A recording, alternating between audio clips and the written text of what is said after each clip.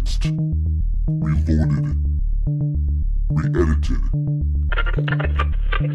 Sometimes we get so deep into conversation that we have separate segments worthy of their own place in the sun. Here is a reshuffled mini episode.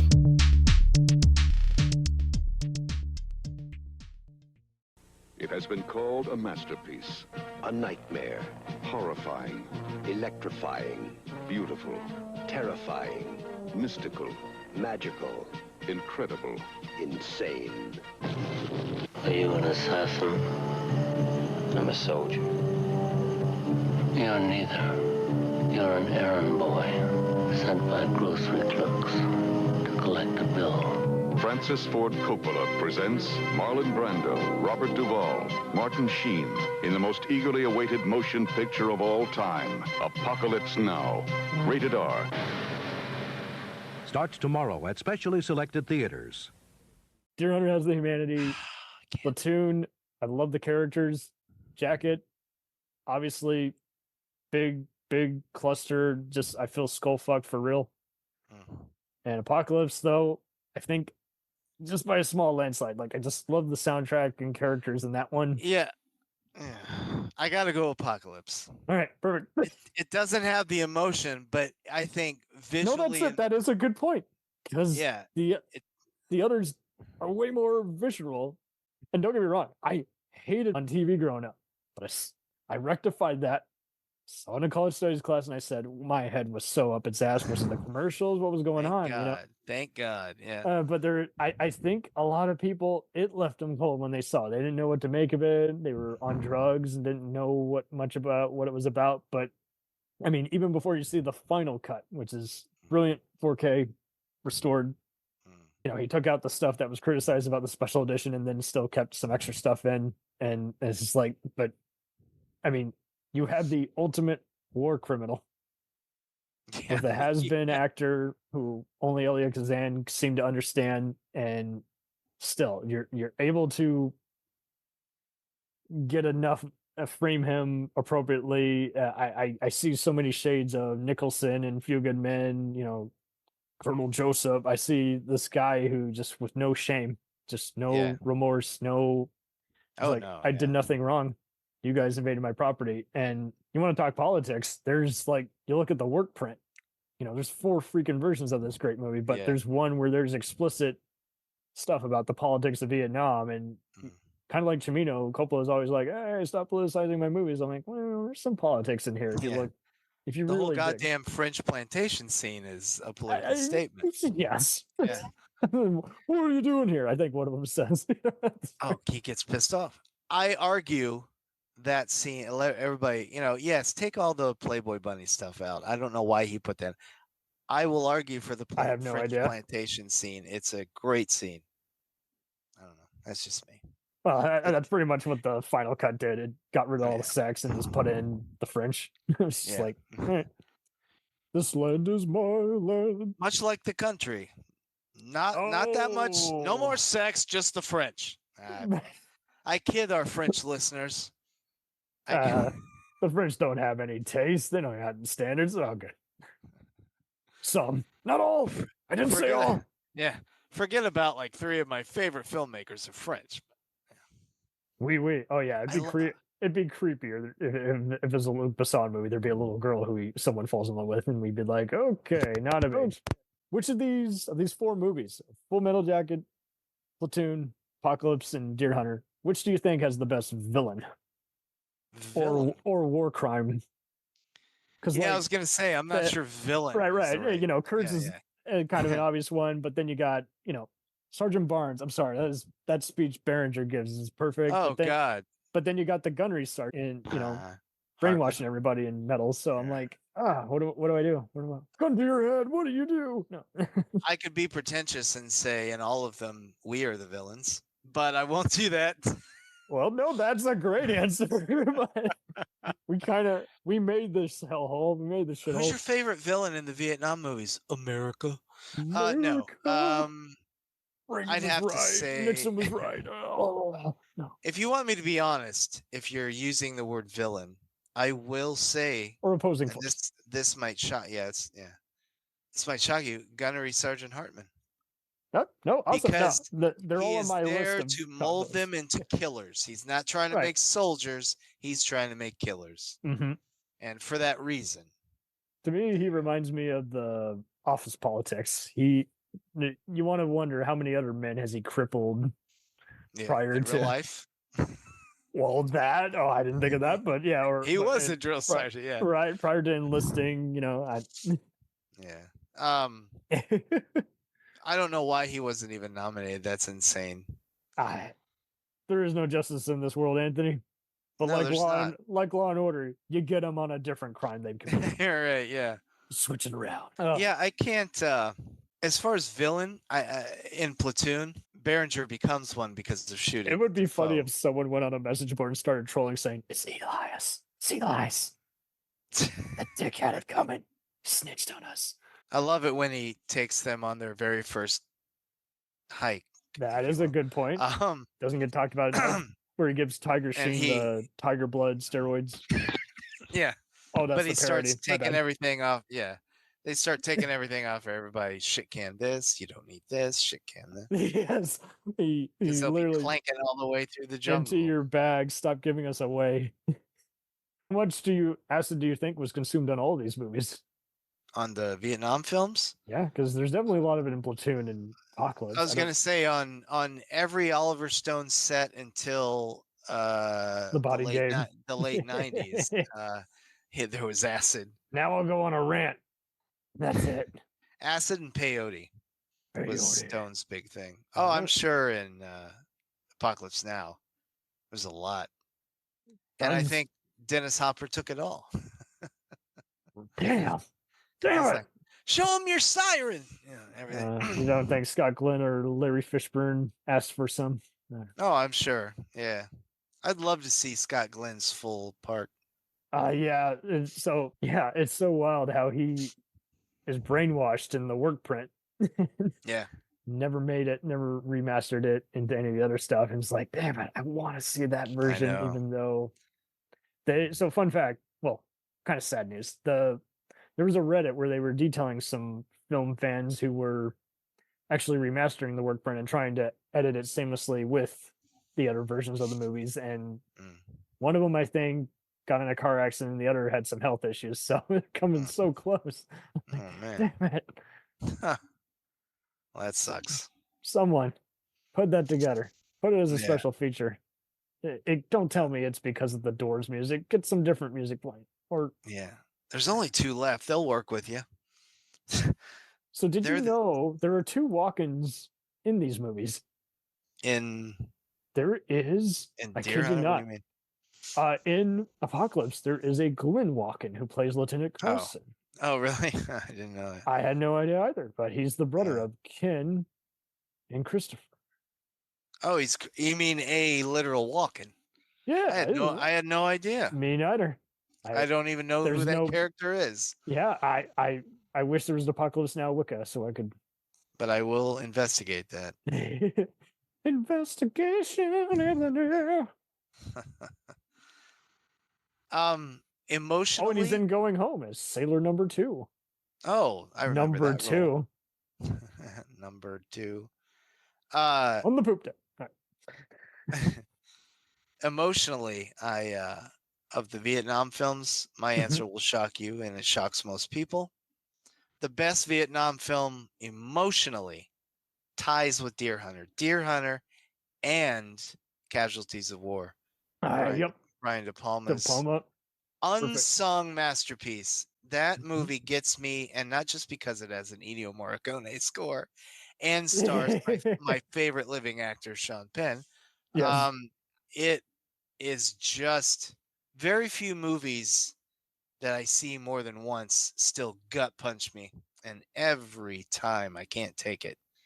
I'm like, that poor. I want to reach through the screen and help Michael J. Fox save that girl, what she goes through.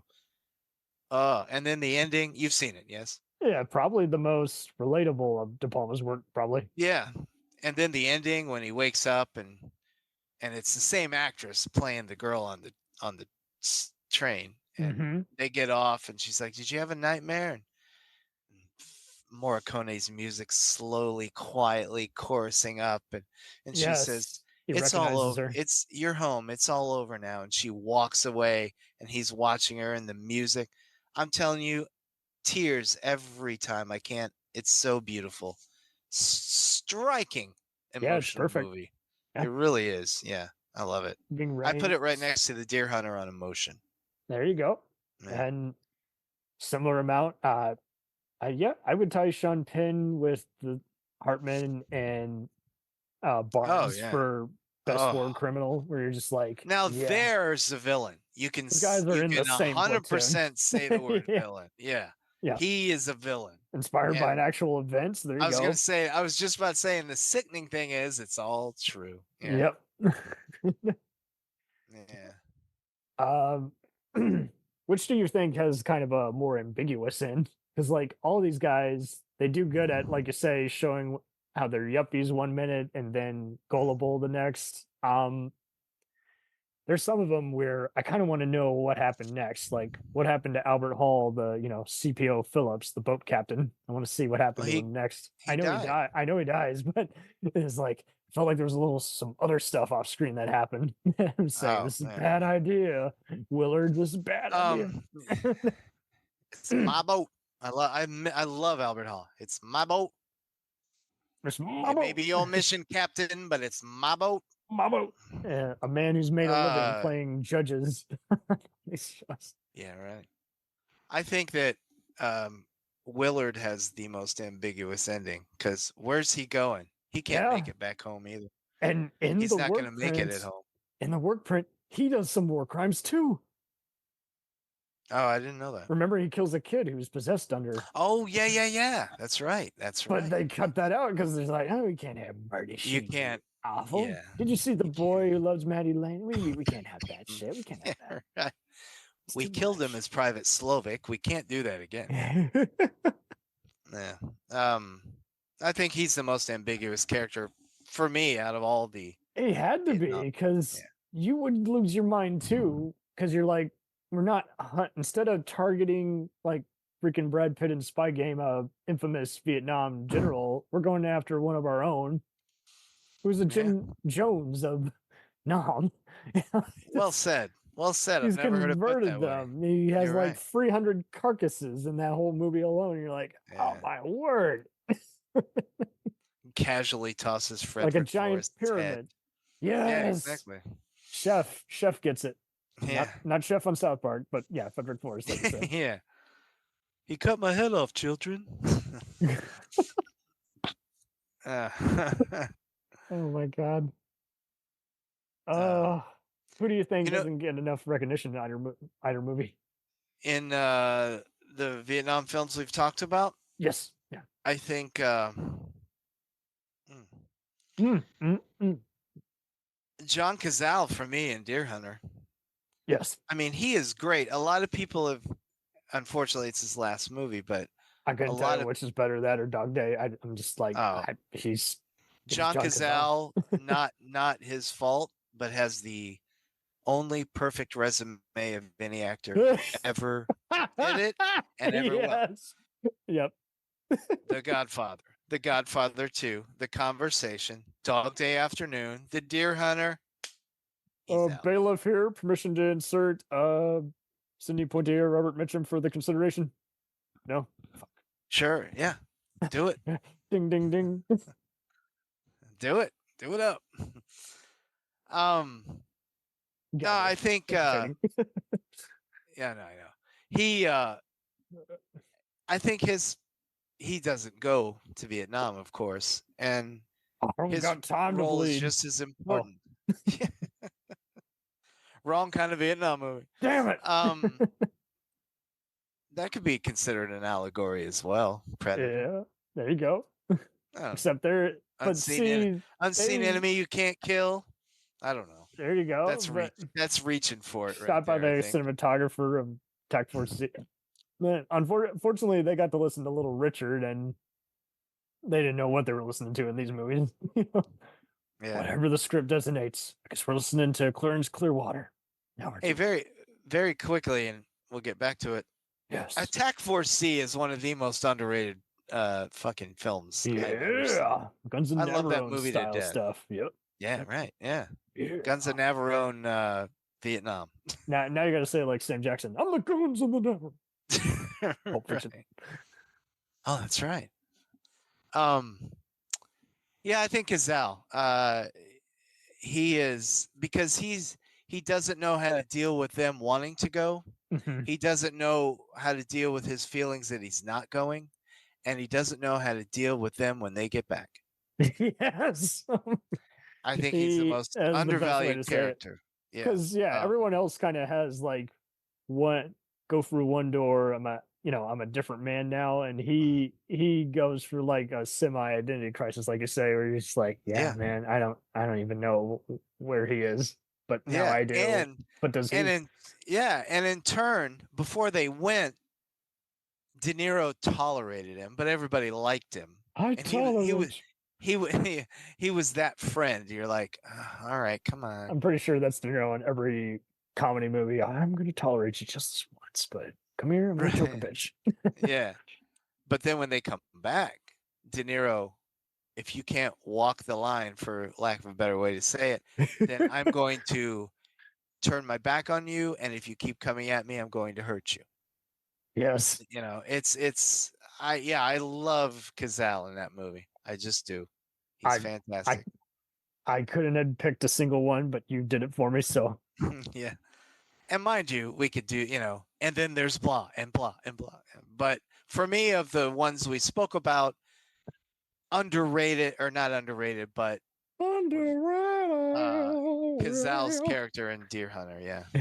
That's one that people who watch Deer Hunter and focus on De Niro and the walk-in and the Russian roulette, next time you see it, focus on Cazale. He's fucking amazing. He stands on his own 2 feet as opposed to relying on the other guys interacting with him. You can tell he's doing some total method acting, but the right way.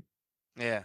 The and poor Cazale, poor Cazale it's the second movie where his date at a wedding blatantly cuckolds him on the dance floor, and he has to go nail her one. I never thought of that, but it's true. Godfather 2 as well. We're seeing. Same thing. Yeah, it's true. So there you go. I'm the poor bastard in these movies. Yeah, that's a good point. Or like he says when he's arguing. I think that's why I love.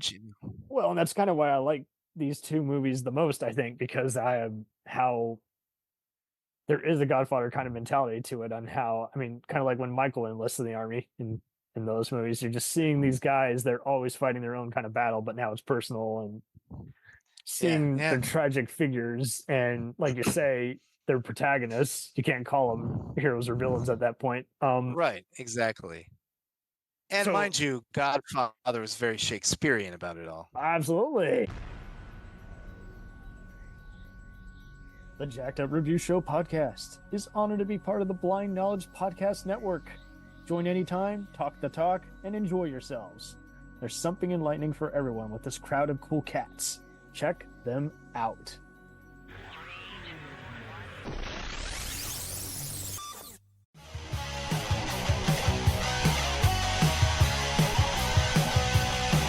Follow us on the web on Facebook, Twitter, and Instagram. The podcast is available on Podbean, Spotify, iHeartRadio, Anchor, Apple, and anywhere else podcasts are available. Feel free to review our show and leave comments on any of those sites. Thanks a million for listening. It's a Jacked Up Review Show.